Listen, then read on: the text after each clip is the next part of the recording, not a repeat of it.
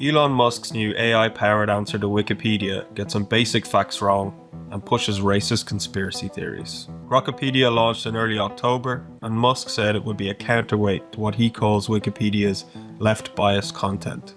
Ironically, a study by Cornell University researchers has found that Grokipedia lifts heavily from Wikipedia. Other media outlets have already found some glaring factual errors on Grokipedia. The worst one we found was the misnaming of the man accused of stabbing young children in Dublin in November 2023. Grokipedia also uses some less than reliable sources. Conspiracy theory websites like InfoWars and social media posts by Irish far-right activists.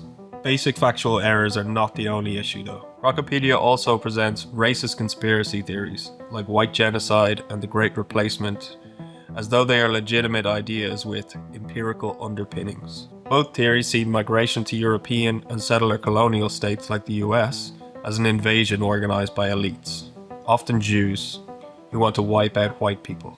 Elon Musk said Grokipedia is already better than Wikipedia, but based on what we've seen, that claim might be a bit overblown.